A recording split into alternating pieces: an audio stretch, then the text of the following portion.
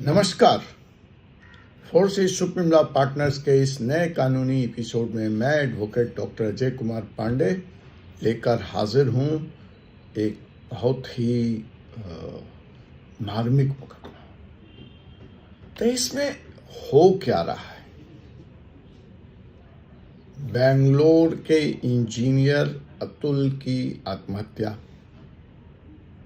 उसके बाद बेंगलोर पुलिस के ही एक ऐसे ही केस में जांबाज सिपाही की रेलवे ट्रैक पर कूदकर जान देने की खबर, और अब यह तीसरी बड़ी खबर इसी विषय से जुड़ती हुई सुप्रीम कोर्ट से। हमने या आपने आज तक सुना था एक से एक शादियों के बारे में, 500 करोड़ की शादियां, करोड़ों में शादियों का माहौल चल रहा है। तो शादी करना तो महंगा था ही, अब तो ऐसा लग रहा है कि शादी की कीमत जान देकर चुकानी पड़ेगी अगर किसी कारणवश से आपकी यह शादी नहीं चल पाई, या फिर ताउम्र ब्लैकमेल होना पड़ेगा।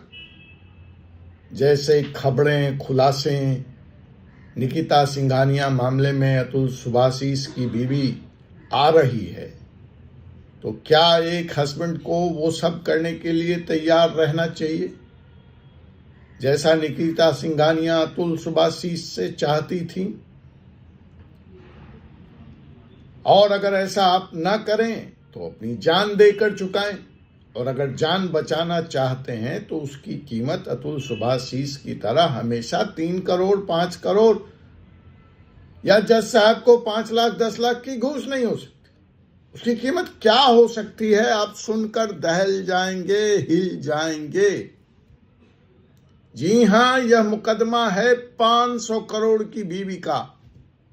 ऐसी बीवी जिसकी कीमत है 500 करोड़। आपने सुना नहीं होगा, युग बीत जाता है संस्थाओं में 500 करोड़ के टर्नओवर तक पहुंचने में। टर्नओवर तक 500 करोड़ का केस तो पता नहीं कितने शताब्दियां लगते होंगे। व्यक्ति के जीवन में 500 करोड़ संभव।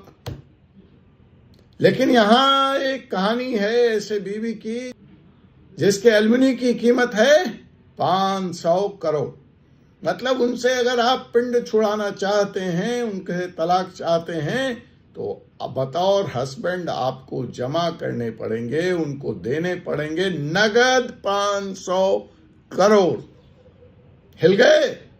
तो आइए हम आपको लेकर चलते हैं उसी एलुमनी केस की तरफ जहां पे पत्नी ने डिमांड किया अपनी पत्नी से 500 करोड़ का एलिमनी सेटलमेंट रकम, पिंड छोड़ने के लिए, तलाक देने के लिए। आप हैरान हैं, परेशान हैं, और इस बेहद विवादास्पद मुद्दे के बारे में और जानना चाहते हैं तो देखते रहिए हमारा चैनल फोर्सी सुप्रीम लॉ, और लीजिए कुछ लेसन्स, सीखिए, वरना आपकी जिंदगी भी 500 करोड़ की हो सकती है, अतुल सुभाषिस की तरह हो सकती है। क्या होता है आइए समझते हैं। जब शादी जैसा पवित्र संबंध, शादी जैसा पवित्र रिश्ता लड़ाई का अखाड़ा बन जाता है। क्या होता है जब प्यार की जगह पैसा ले लेता है, और क्या होता है जब कानून का गलत इस्तेमाल रिश्तों को तोड़ने के लिए किया जाता है। जी हां, सुप्रीम कोर्ट से आ रहे इस ताजा मामले में एक महिला ने अपने अमेरिका में बसे पति से 500 करोड़ की परमानेंट एलिमनी मांगी। 500 करोड़, जी हां, सोचिए, रकम किसी की पूरी जिंदगी का सपना हो सकती है। भला हो सुप्रीम कोर्ट का जिसने इस महिला को लताड़ लगाई, लेकिन वो अलग बात है। देखिए समाज कहां जा रहा है। मतलब शादी भी एक व्यापार हो गया है। आज शादी कीजिए, 1 महीने रहिए, 2 महीने रहिए, तलाक फाइल कीजिए, मेंटेनेंस फाइल कीजिए, 2 करोड़, 5 करोड़, 30 करोड़, 10 करोड़ और अब तो 500 करोड़। तो जी हाँ जनाब, यहां पर सुप्रीम कोर्ट रक्षक बनकर आया उस पति के लिए जिससे 500 करोड़ की रकम मानी जा रही थी। फिर भी मामला टला 12 करोड़ में। जी हां, सुप्रीम कोर्ट ने आदेश दिया कि आप फिलहाल 12 करोड़ रुपए अपनी पत्नी को परमानेंट एलिमनी की तरह अदा करें और अपनी पिंड छुड़ाएं, अपना जान छुड़ाएं। यह अलग बात है, यह दिगर बात है कि 498A के दुरुपयोग पर उसने पत्नी को सख्त चेतावनी भी दी, लेकिन पति का जेब तो फिलहाल 12 करोड़ से खाली है। अब आप हम में से कितने लोगों के पास 12 करोड़ है कि आप 500 से सुप्रीम कोर्ट और क्या करता, 12 करोड़ पे ले आया, लेकिन 12 करोड़ भी तो होना चाहिए ना। क्या शादी की कीमत 12 करोड़ है? क्या शादी तोड़ने की कीमत 12 करोड़ है? तो जनाब, यह कहानी सिर्फ पैसों की नहीं है, यह कहानी है कानून के दुरुपयोग की भी, यह कहानी है बर्बादी की भी, और यह कहानी है न्यायपालिका के संतुलित दृष्टिकोण की भी। 498 एक दानव की तरह आज हमारे सामने खड़ा हो गया। मैं बार बार मांग कर रहा हूं कि इस तरह के कानून जेंडर न्यूट्रल क्यों हैं? क्यों पुरुष को ही अपराधी के कटघरे में रखकर देखा जाता है और तौला जाता है? क्यों नारी आज भी अबला है? क्या नारी वास्तव में आज अबला रह गई है? ये सवाल हम सब कानूनविदों को सोचना पड़ेगा। 498A का निर्माण महिलाओं को बचाने के लिए हुआ था, उनकी रक्षा के लिए हुआ था। मैं जानता हूं आज भी हमारे देश में बेटियां और बहुओं को जलाया जाता है, ये घृणास्पद है, इसकी आलोचना की जानी चाहिए। लेकिन 498A के आलोक में मर्दों को अकारण प्रताड़ित करना भी कहां तक उचित है? इसीलिए तो मैं जेंडर न्यूट्रल कानून की बात कर रहा हूं। तो जी हां, 498A इस समय एक दानव का रूप ले चुका है। दावानल में जल रहे हैं लोग। 498A यानी भारतीय दंड संहिता की वह धारा जो महिलाओं को घरेलू हिंसा और दहेज उत्पीड़न से बचाने के लिए बनाई गई थी, लेकिन आज यह AK-47 से भी खतरनाक हथियार बनकर रह गई। सुप्रीम कोर्ट ने 12 करोड़ की रकम देने का आदेश देते वक्त इस केस में यह भी कहा कि इस कानून का गलत इस्तेमाल सिर्फ एक व्यक्ति को नहीं बल्कि पूरे परिवार को तबाह कर देता है। महिला ने कहा कि उसके पति उसके बच्चों को मानसिक और शारीरिक रूप से परेशान करते थे, लेकिन सबूतों की कमी और तथ्यों के गलत प्रस्तुतिकरण के कारण कोर्ट ने महिला के दावे को खारिज कर दिया, फिर भी 12 करोड़ रुपए की आदेश दिया। यह है कानून। सोचिए, अगर यह केस झूठा है तो आपका पिंड 12 करोड़ में छूट रहा है, लेकिन उस व्यक्ति पर जो कलंक लगा है उसका क्या होगा? क्या हमारा समाज और व्यवस्था इस प्रकार के मामलों से निपटने के लिए तैयार है? लेकिन जैसा कि मैंने कहा, यह तो पुरुष की तरफ से एक फेस है, एक मामला है।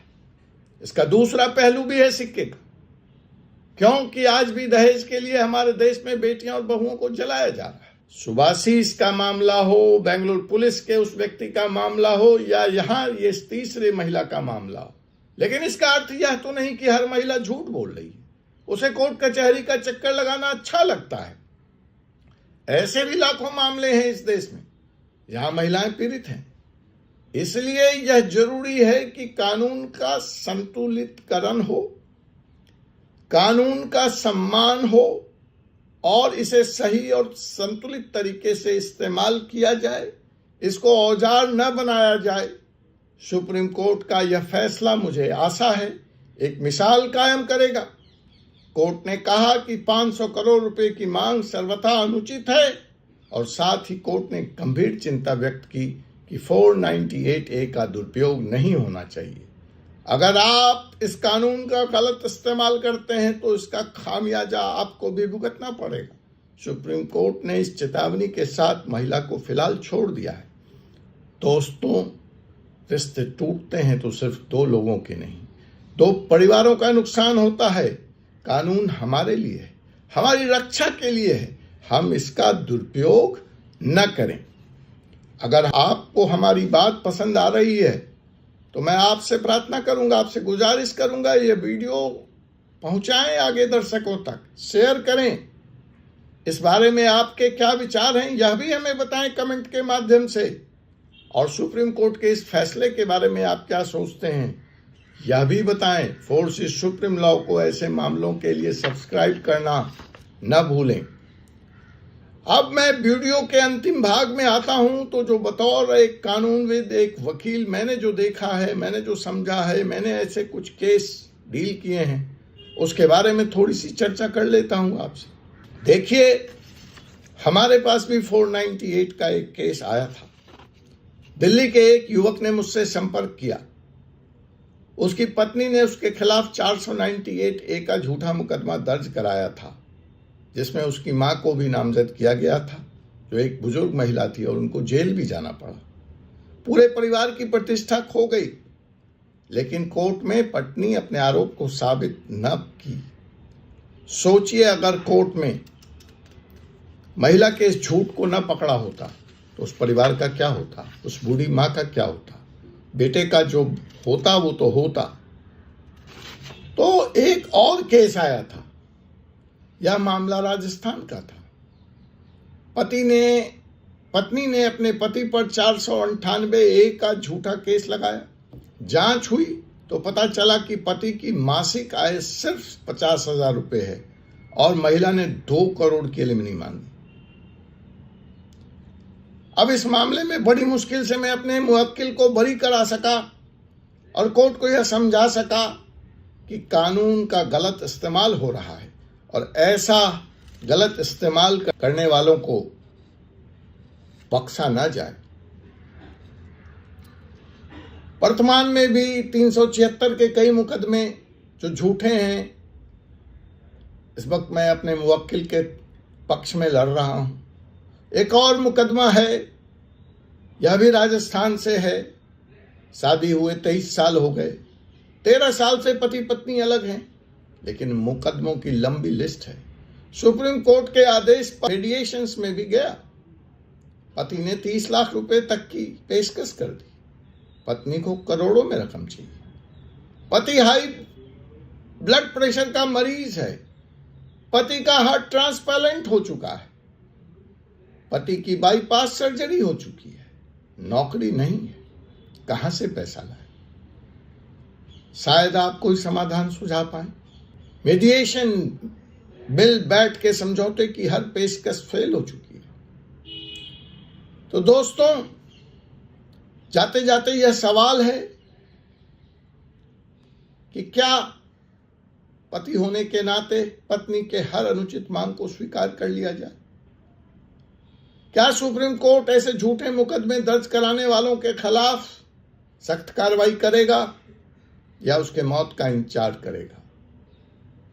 क्या न्यायपालिका का समय बर्बाद करना दंडनीय अपराध नहीं होना चाहिए? दोस्तों, इस पूरे प्रकरण से, इस पूरे मामले से हमें क्या सीख मिलती है? रिश्तों में विश्वास और सम्मान होना चाहिए। कानून का इस्तेमाल रक्षा के लिए होना चाहिए, न कि बदले की भावना के लिए। जाते जाते पुनः आपसे यही निवेदन है कि अगर वीडियो ठीक लगा हो तो शेयर कर दें। आपके सवाल और आपके राय हमारे लिए बेहद महत्वपूर्ण है। कमेंट्स में लिखिए कि आप इस पूरे प्रकरण को कैसे देखते हैं, और हाँ, फोर्सेस सुप्रीम लॉ को सब्सक्राइब करना न भूलें। जय हिंद, जय भारत। आपसे पुनः मुलाकात होगी एक ऐसे ही विषय के साथ अगले एपिसोड में। तब तक मुझे doctor Ajay Kumar Pandey, advocate, Supreme Court of India को अनुमति दीजिए।